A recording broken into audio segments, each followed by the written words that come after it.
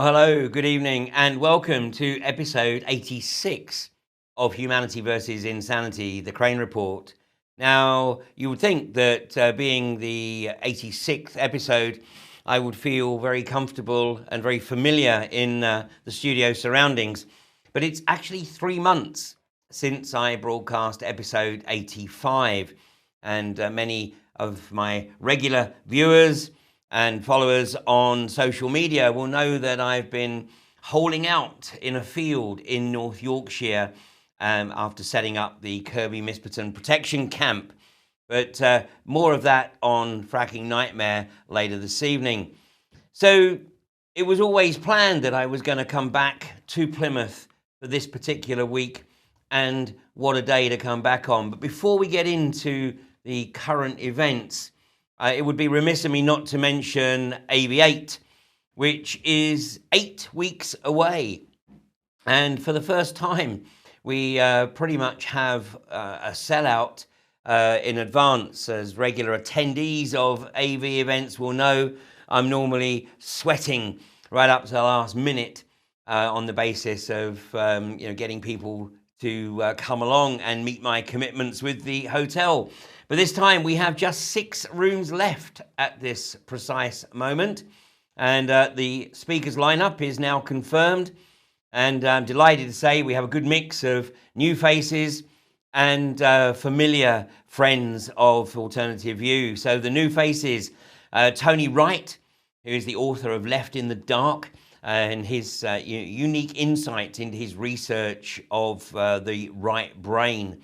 Another newcomer, Piers Corbyn, and yes, he is related to Jeremy, his brother, but Piers is better known as an astrophysicist who runs the very successful website Weather Action, and Piers is regarded as being the provider of the most accurate weather forecasts in the UK. And Piers has a very interesting scientific approach to what really changes weather and climate. And another new face is Olsi Yazexi, and Olsi is an Albanian journalist and lecturer, and he's going to be presenting his unique insights into the Blair and Soros involvement in pillaging nation states such as the Balkans and his own country, Albania. Then I'm delighted to welcome Judith Very Baker, who of course was my guest on a relatively recent, about 4 months ago, episode of Humanity vs. Insanity. And of course, Judith is the former girlfriend of Lee Harvey Oswald. And Judith will be giving 2 presentations because she'll also be talking about her research into weaponized cancer. Another newcomer is Del Henry, otherwise known as Esoteric Del, who actually was my guest on Humanity vs. Insanity, I think almost maybe nearly 2 years ago. And, he attracted a lot of interest. And I wanted to get him to speak last year, but I finally tracked him down for AV8. So AV events are unique. They are residential. They are the only events that I'm aware of in the UK where the participants and the speakers are effectively thrown together for 3 days, and everybody has the opportunity to mingle and discuss in more informal environments. And it's not so much the conference, perhaps. The conference is the catalyst, but it's what comes out of those conversations that take place, over meals and in the bar in the evening. And, so 300 people coming together, all united by their realization that something isn't right. And that's probably an understatement. So anyway, if you want any more information on AV8, please do visit the website, www.alternativeview.co.uk. And as I say, just 6 places left. And then we'll have to see whether or not we can actually look at getting some day delegate tickets available. But 6 places left. I'm sure they'll be gone by the weekend. Now, here we are. It is Thursday, 23rd of March. And 2 days ago, on a Tuesday evening. I was having a conversation with a good friend of mine, and he said, "Ian, you are aware of what tomorrow is?" And I said, "Yeah." I said, "It's March 22nd, 3:22." And so, over the next few minutes, we speculated as to what might or might not occur on 3:22. And as it happens, I was not aware of yesterday afternoon's events until I was meeting with my good friend Kyle in Barnsley. And he asked me what I thought about what had been going on in London, and I had to plead ignorance because I had no awareness at the time. Well, obviously, there's a lot of people looking at this, and I'm only going to make a couple of observations about yesterday's events in London. But I want to really focus on getting some perspective, because pretty much all of the media have dedicated the first 20-odd pages. The Daily Mail, I think it's its first 20, 21 pages or so, to analysis of what occurred yesterday without any real information. I gather that the name of the alleged perpetrator was released a few hours ago, but somehow, of course, the journalists managed to fill 20-odd pages based on perception, really. But why is this important? Well, first of all, let's take a note of the significance of 322. 322, this is a presentation in of itself, but 322 is the sacred number of Skull and Bones. And if we look at global events, then it is remarkable how often things of significance occur on the 22nd of March. Just like on the 11th of September, 9/11, another very significant date in the occult calendar. And, call it a hunch, but I'm guessing that somebody else was aware of this, and they were literally waiting to take this shot here, looking down. This must be from the other side of the Thames with a long-range lens, but waiting to take this shot at literally 3:22 yesterday afternoon, as if to rub it in. Well, this is all about maintaining, of course, the false agenda, the fake agenda. And, it's beholden almost upon the ruling parasites to keep creating the fake enemies. And, when one is exhausted, i.e. it no longer really pushes the buttons of the proletariat, then they have to come up with a new one. And of course, anytime there's a war on something, that the intention is that war will never end. So, we've had the war on drugs for 50 years or so. And of course, the war on drugs really means keeping the drug supply going, which of course was one of the primary purposes of going into Afghanistan in 2001, because the Taliban had pretty much shut down the supply of raw materials for the opium trade. And so in addition to the pipeline that the US government wanted to build across the country, the other thing they wanted to do was get the opium supply back up to levels that they could sell and make sufficient money for their black operations in the global arena. Then we have, of course, the war on terror, and it goes back to Al-Qaeda, which, of course, was means the database, as was revealed by Robin Cook. But Al-Qaeda goes back to 1979, and of course, Al-Qaeda was the creation of Zbigniew Brzezinski. But Al-Qaeda has morphed into ISIS, Daesh, Al-Nusra, and multiple other names, because the intention here is to keep Joe Public absolutely confused, having no idea who's fighting whom, and just keep the focus on the agenda that the purpose is regime change. And of course, in Syria, it's to get out Assad, because he will not play ball with the global corporatists. So consequently, the axis of evil is somewhat reduced, because of course it used to include Iraq and Libya Sudan. But those countries have been taken care of. So what are we left with now? Well, focus is on Syria. Cuba, obviously the US are trying to bring into the fold through soft measures. But of course, we still have Iran and North Korea in the sights. So that's what the mainstream media wants Joe Public to believe is the axis of evil. But let's take a look at the real axis of evil. And I'm going to really make the observation that I am sitting in the southwest corner of one of the countries that perpetrates evil throughout the world and has done for many generations.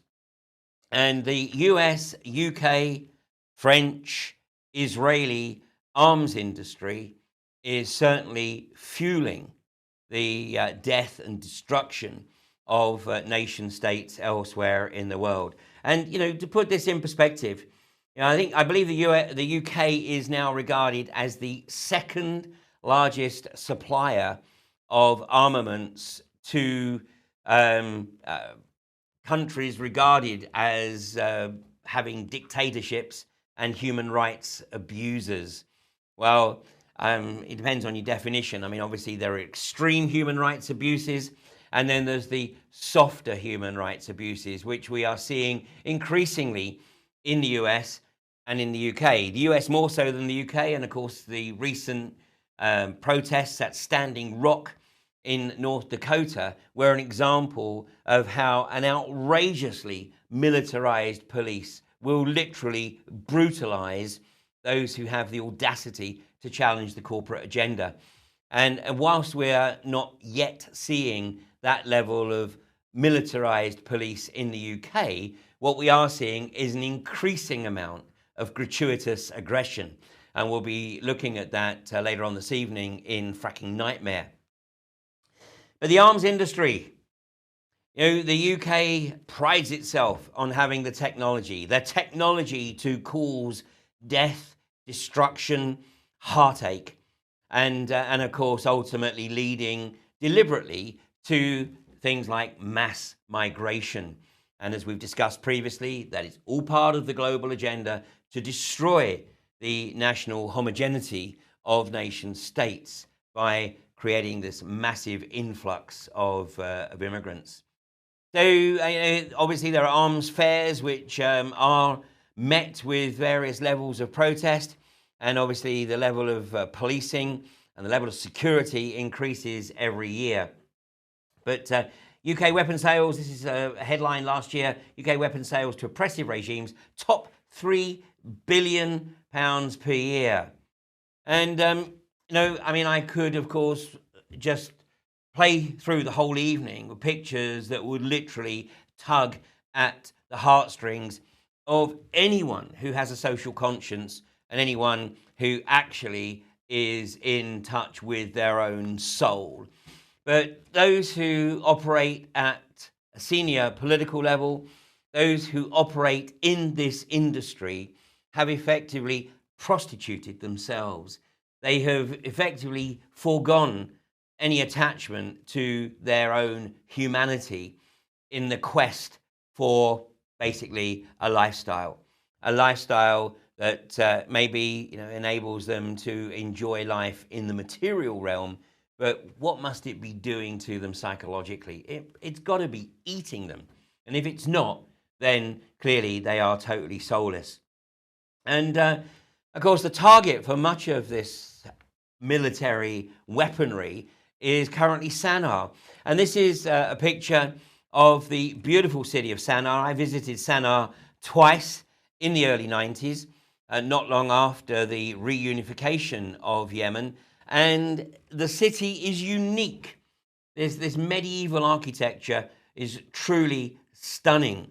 And yet the war initiated ostensibly by the Saudis, but now involving so many other nations, has effectively turned this beautiful city into a pile of rubble. And of course, that's what's going to happen when you start lobbing, £3 billion worth of armaments at them. So what is the cost of this? And let me put this in perspective. Every single national paper, 18, 20 pages, due to events yesterday. And yet, if I was to walk down the street tomorrow and stop people at random and ask them how many people they think had been killed, wounded, or displaced by the war in Yemen, would they know the answer? Well, let's just take a look. I mean, this is best estimates, and this is literally in the space of 2 years. So the Yemen civil war, it's being called. Well, it's not really a civil war anymore, is it? Because whilst there were internal disputes which have been running for centuries, and certainly the British SAS were involved in the early 1970s in fighting against the Houthi, but now it is a multinational attack on Yemen, on the entire infrastructure of the country. And this is, from earlier this year. Yemen civil war, 10,000 civilians killed and 40,000 injured in the conflict. And that's according to the UN. Meanwhile, the US sells the Saudis $1 billion worth of weapons amid deep concern over civilian deaths. Look at the hypocrisy in this headline. You either have deep concern, or basically you're going to sell them $1 million worth of weapons.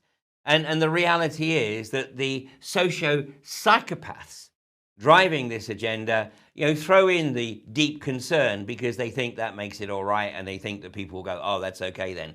They're selling them the weapons, but they've still got some deep concerns. Let me put it frankly, they don't give a shit. It's not their family, and they are being conditioned to believe that these people that are being attacked are something less than themselves. So, just like we know there's a particular race that refers to people who are not of that race as the goy, the goyim, the cattle. So in the US, we have this conditioning, and to a lesser extent here in the UK, this conditioning that these people that are the victims of these attacks are something less. And they certainly don't deserve 20 pages in the British national press. But let's look at the spread. This is the value of UK arms exports. And really, this is pretty unbelievable. Let's just take a look at this. So, Saudi has benefited, and this is a low estimate here, £1.8 billion worth of armaments. Meanwhile, Iran, the great enemy, has actually benefited from about 40% of that. So £803 million of arms sales have gone to Iran. And the reason being, of course, is that, if you're going to get a really good war, you've got to make sure that both sides have all the toys that they need. So just like when Iran and Iraq were turned on each other in 1982, unfortunately it took them 6 years before they realized that it was the Americans who were feeding them both the weaponry. Iraq openly, and Iran obviously via the drug-funded revenues generated by Oliver North, who was then shipping the weaponry into Iran. Because obviously if one side is overtooled, then it's all over a bit too quickly. So you've got to make sure that there's some balance here, and there's equal amounts of armaments on both sides. And that way, of course, both countries then will keep coming back to buy more, which is great, of course, for the US and the UK economy. The fact that it's an economy built on death and destruction is an irrelevance to these people. So Israel, of course, what is it, a country about the size of Wales? And Israel is gifted, and it is gifted, about 7.9, nearly £8 billion worth of armaments. And, how does Israel pay for that? Oh, yeah, of course, through the banking industry, effectively creating money out of thin air to pay for the weaponry, if they pay for it at all. The Americans simply just give it to them because, of course, the American government is effectively simply a vassal state of Israel. So this is actually slightly different numbers. This is from the report in the Daily Mirror. And here you see that the amount of arms sold to Saudi Arabia here is closer to £4 billion. I mean, and look at the numbers of the other countries. I mean, they come nowhere near this. Algeria 278, Egypt 127, Kuwait 59, Bahrain 35, the UAE 309. It's getting the toys out there, and of course, it's keeping the British arms industry in business. And the more conflict, better the business. So here's the proof. This is the UK approved 3.3 billion of arms sales to Saudi Arabia in the first year of the Yemen war. We're now just coming up to the end of the second year. And these are the UK manufactured cluster bomblets gathered by activists in northern Yemen. Now, these cluster bombs are a seriously inhumane weapon. I mean, all weapons are inhumane, but this in particular, because what it does is it drops these bomblets over a very large area, and some of them are even disguised as toys, so that kids are attracted to them, pick them up, and then guess what? Their limbs are taken off. And what's the justification? Oh, well, if you can injure a child sufficiently, then you take them out of the equation and they won't grow up to become an adult terrorist. The terrorists are the ones providing the bombs. So here was an observation, again from the UN. Multi-billion-dollar arms sales by US and UK reveal shameful contradiction with aid efforts. And let's have a look at what that aid is. The USA and UK are fueling serious violations that have caused devastating civilian suffering through multi-billion-dollar arms transfers to Saudi Arabia that vastly overshadow their humanitarian efforts, said Amnesty International. Since the conflict began 2 years ago, in March 2015, the US and UK have together transferred more than $5 billion worth of arms to Saudi Arabia, which is leading the military coalition in Yemen. This is more than 10 times the estimated $450 million that the US State Department and UK's Department for International Development have spent or budgeted to spend in aid to Yemen over the past 2 years. It goes on. 2 years of conflict have forced 3 million people to flee their homes, shattered the lives of thousands of civilians, and left Yemen facing a humanitarian disaster with more than 18 million in desperate need of assistance. Yet, despite the millions of dollars worth of international assistance allocated to the country, many states have contributed to the suffering of the Yemeni people by continuing to supply billions of dollars worth of arms. They're still proud to be British. Well, the British government, which is doing its level best to destroy this country, as we pointed out before the referendum, that the referendum result would probably be fixed to bring Britain out. Whether they had to fix it or not is now a moot point. But supposedly Britain is coming out, and we said right from the get-go the purpose would be to take Britain out of the EU, to destroy the country, and then have people gagging to get back into the EU, but of course the terms would be on the basis that, that's it, end of national sovereignty, and the UK becomes a total vassal state of the EU. It's really time to, wake up and smell the methane, except methane's odorless. But, we have a real problem. And of course it's exacerbated by socio-psychopaths like Boris Johnson. If we don't sell arms to Saudi Arabia, somebody else will, which makes it all right then. I mean, I couldn't even shake hands with these guys. It would make me gag, to be in close proximity with something like this, an entity that has no soul. And of course, here's another one, Michael Fallon. And of course, his previous role before becoming Secretary of State for Defense was Secretary of State for Energy, where he used to lie on a regular basis about the safety of unconventional gas, i.e. fracking. And now, of course, he lies about the role of the British military and the well-being of the British military, whilst winding them down. So that just like Tony Blair used to do with states like Libya, where he got Gaddafi to get rid of his weaponry. And what's happening here is that the UK is getting rid of its standing army, so that basically when the time comes and the UK does become a vassal state of the EU, you just put foreign troops on the streets, because there won't be any conflict on that basis.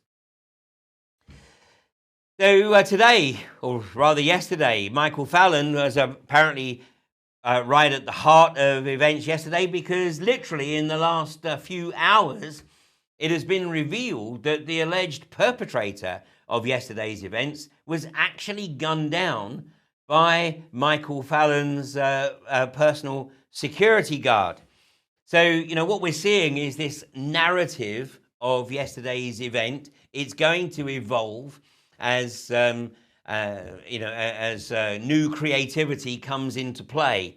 And, it's quite remarkable that this didn't actually come out until about 2 o'clock this afternoon. But I'm not going to get into a detailed analysis of yesterday's events. It's a bit too soon for that. But I am so pleased to see the plethora of people from right across the country who are looking at this event. Because, it's now 12 years almost since the events of 7/7. And as is irrefutably provable, it is absolutely impossible was impossible for the 4 alleged perpetrators to have carried out those bombings on July the 7th of 2005. And the greater likelihood is that they were patsies set up to establish an exercise, which then went live, and they realized they'd been set up, made their way to Canary Wharf, where they were assassinated by British Special Forces to ensure that the narrative that was needed to play out to maintain Britain's presence in the Middle East could be sustained. And of course, the arch liar himself, Tony Blair, was at the helm at that time. But there's one particular element, visual element of yesterday's events, which I'm going to draw your attention to. And, maybe there's an explanation, but it's not one that's jumping out at me. This is a picture that appeared. This one actually I took from the Sun's website. So obviously there was the photograph was of the back of this bus, and the ground was pixelated. So I'm thinking, well, hang on a second, it's a little bit strange, and maybe they've pixelated it because obviously it would be a pretty nasty mess if the bus had actually rolled over someone. So it didn't take me too long. And in fact, it was a UK column that provided me with this picture. And this was a screenshot from the live feeds that were being broadcast at that time. And so you can see here that whatever the Sun had pixelated out is here covered by a white sheet. Well, a little bit of digging around, and I found a couple of photographs without the white sheet. Now don't worry, because the blood and the gore that one would anticipate seeing if a bus had rolled over a human being isn't present. So take a look at this. This is the shot without the pixelation and without a white sheet. And so here we see what looks like a motorcycle cop walking down the road there, completely oblivious almost to this apparent body lying under the bus, which, considering that one would think that the bus has probably just rolled over this body, seems to be remarkably intact. So it's almost like the body crawled under the bus after the bus had come to a standstill. Well, let's take a bit of a closer look.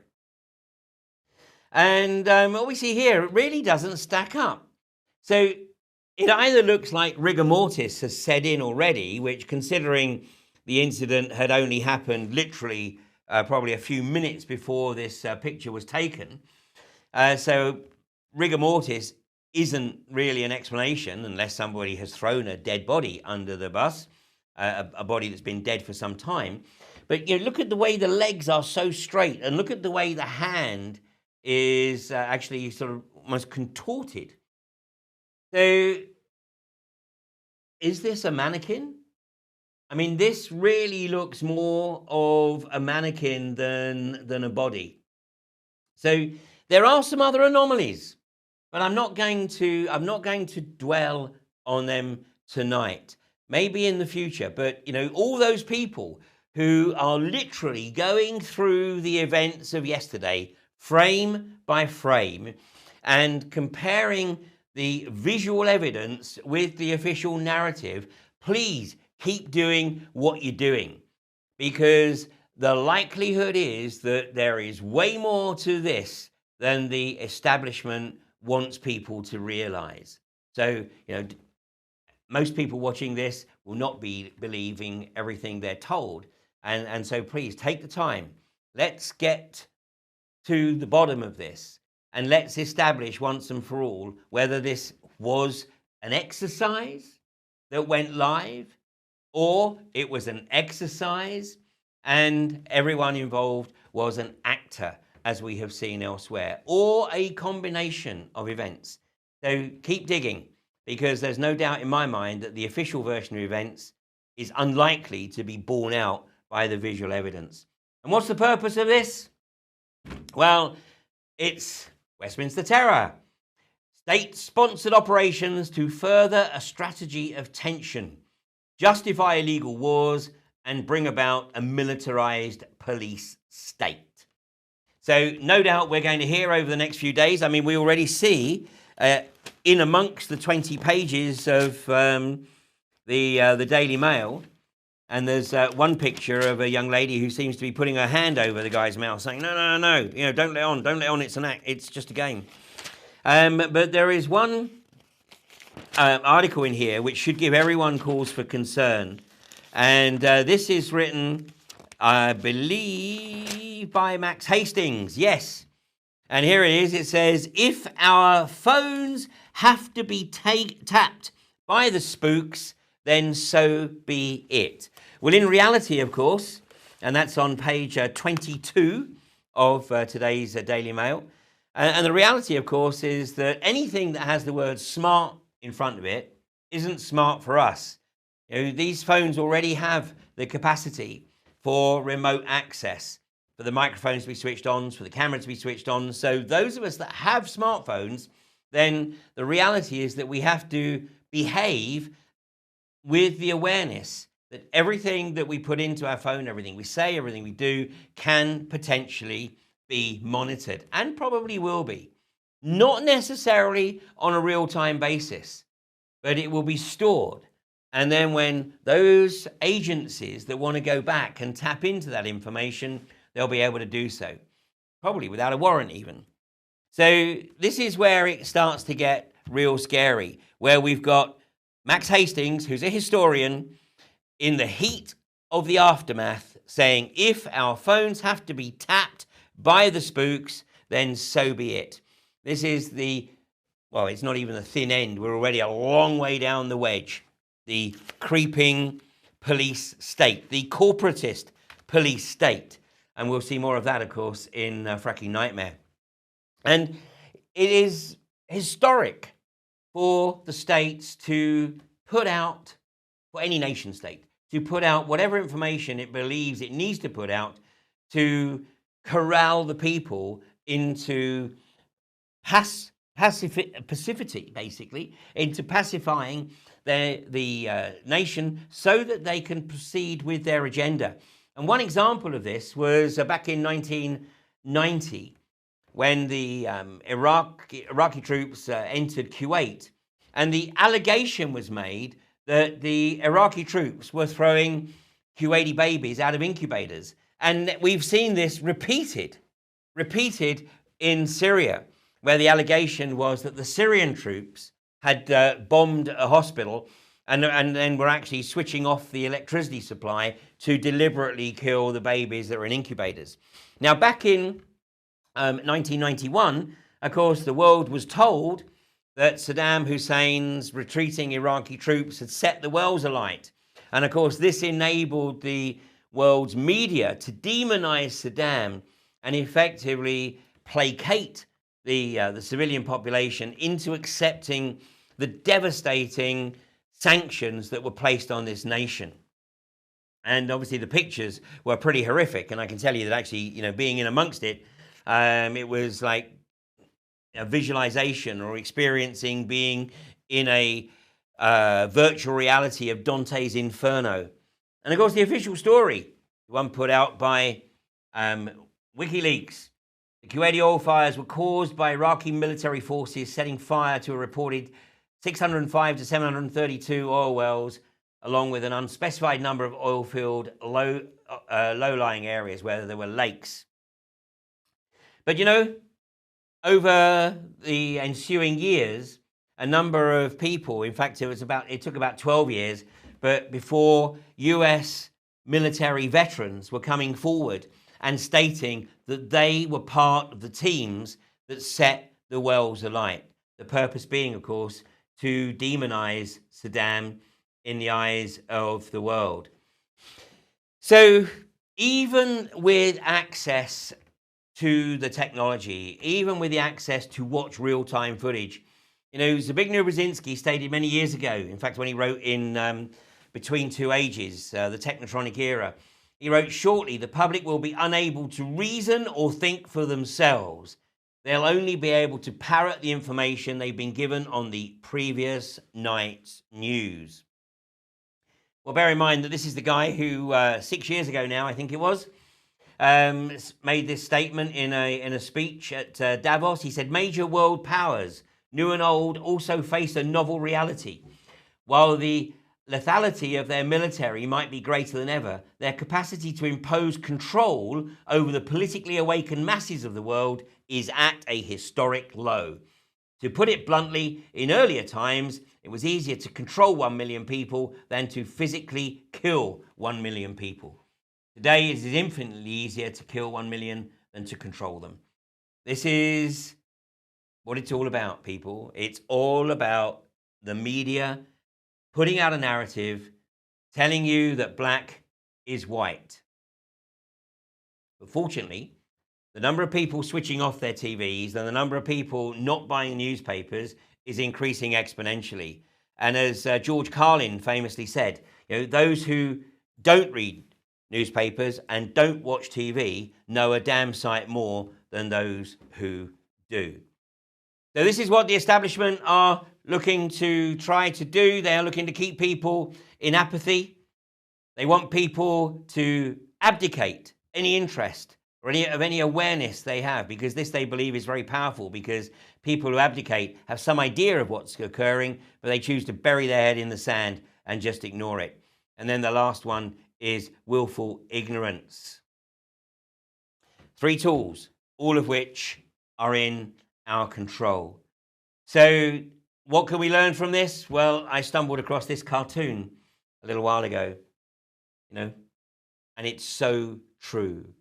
Switch off your TV, stop buying newspapers, don't get your information from a single source, get it from multiple sources, and come to your own determination of what you believe to be the truth. And in the last episode of Humanity versus Insanity, I took a quote from the Secret Covenant, which manifested on the 21st of June, 2002, on a financial website, bankindex.com. Now, we have no idea of knowing whether this document is a forgery, whatever that might mean, but there's no doubt whatsoever that the content of this document is becoming increasingly imposed into this reality. And I'm just going to read a very short extract from the Secret Covenant. "If they ever find out that together they can vanquish us, they will take action. They must never, ever find out what we have done. For if they do, we shall have no place to run, for it will be easy to see who we are once the veil has fallen. Our actions will have revealed who we are, and they will hunt us down, and no person shall give us shelter." This is the Secret Covenant by which we shall live the rest of our present and future lives, for this reality will transcend many generations and lifespans. It's up to us. It's up to humanity to come together to restore justice, natural justice, and remove these parasites from office forever. Thanks very much.